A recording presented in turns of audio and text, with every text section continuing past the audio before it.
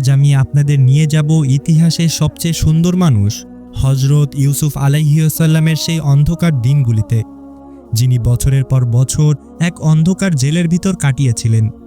কিন্তু এক অলৌকিক আমল ও দোয়ার মাধ্যমে তিনি শুধু সেই জেলখানা থেকে মুক্তি পাননি, বরং সরাসরি মিশরের সর্বোচ্চ ক্ষমতার অধিকারী অর্থাৎ বাদশাহ হয়েছিলেন। আজ আমরা জানব সেই কঠিন পরিস্থিতি বদলানোর অলৌকিক আমলটি সম্পর্কে। তাই নিজের ভাগ্য ও পরিস্থিতি পরিবর্তন করতে ভিডিওটি একদম শেষ পর্যন্ত দেখুন, একটি সেকেন্ডও মিস করবেন না। প্রিয় ভাই বোনেরা, হযরত ইউসুফ আলাইহিসসালামকে তার নিজের ভাইয়েরা কুয়ায় ফেলে দিয়েছিল। সেখান থেকে দাস হিসাবে বিক্রি হওয়ার পর মিশরের আজিজের ঘরে তিনি বড় হন। কিন্তু পরবর্তীতে এক চরম মিথ্যার অপবাদে তাকে বছরের পর বছর অন্ধকার কারাগারে বন্দী থাকতে হয়। সেই নিঃসঙ্গ ও কঠিন মুহূর্তে ইউসুফ আলাইহিসসালাম হতাশ হননি। তিনি কারাগারের ভেতর দুটি বড় আমল করেছিলেন, যা পবিত্র কোরআনের সূরা ইউসুফে বর্ণিত হয়েছে। প্রথম আমলটি হচ্ছে তাওয়াক্কুল বা আল্লাহর উপর অবিচল ভরসা। তিনি যে কোনো পরিস্থিতিতে হাল ছাড়েননি এবং আল্লাহকে তার একমাত্র অভিভাবক মেনেছিলেন। আর দ্বিতীয়টি হচ্ছে তিনি হৃদয় স্পর্শী দোয়া করেছিলেন। ওলামায়ে কেরাম ও রেয়াতের অনুযায়ী কঠিন পরিস্থিতি থেকে মুক্তি পেতে তিনি আল্লাহর দরবারে এই বলে রোনাজারি করতেন, হে আল্লাহ, আপনি আমার এই অন্ধকারের বন্ধু, আপনি আমার একমাত্র সাহায্যকারী।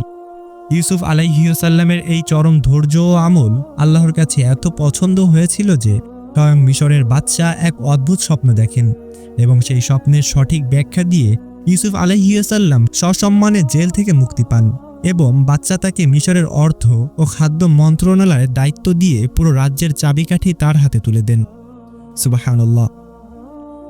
প্রিয় ভাই বোনেরা, আপনিও যদি আজ কোনো কঠিন পরিস্থিতি বা জটিল আইনি সমস্যা কিংবা পারিবারিক ও ক্যারিয়ারের অন্ধকার সময়ে আটকে থাকেন, তবে হযরত ইউসুফ আলাইহিসসালামের এই 3টি নিয়ম ফলো করতে পারেন। প্রথমত, যখনই পরিস্থিতি আপনার নিয়ন্ত্রণের বাইরে চলে যাবে, তখনই গভীর রাতে 2 রাকাত সালাতুল হাজত বা নফল নামাজ আদায় করুন। দ্বিতীয়ত, ওলামায়ে কেরাম বলেন, কোনো মানুষ যদি মানসিকভাবে চরম ভেঙে পড়ে এবং কঠিন সংকটে থাকে, তবে সে যেন বেশি বেশি সূরা ইউসুফ অর্থসহ তেলাওয়াত করে বা শোনে। এতে মনের শক্তি বাড়ে এবং মুক্তির পথ তৈরি হয়।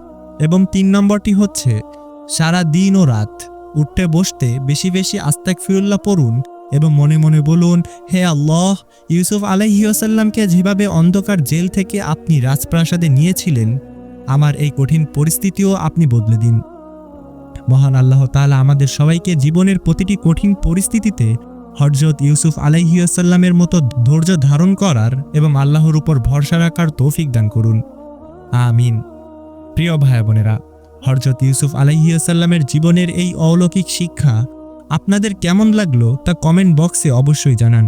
নিয়মিত এমন হৃদয় স্পর্শী ইসলামিক ঘটনা ও আমলের ভিডিও পেতে আমাদের পেজটি এখনই ফলো করুন এবং চ্যানেলটি সাবস্ক্রাইব করে রাখুন। আর যারা জীবনের চরম হতাশায় ভুগছেন, তাদের একটু আশা জাগাতে ভিডিওটি এখনই বেশি বেশি শেয়ার করে দিন। আজ এখানেই বিদায় নিচ্ছি, দেখা হবে পরবর্তী ভিডিওতে। আসসালামু আলাইকুম ওয়া রাহমাতুল্লাহ।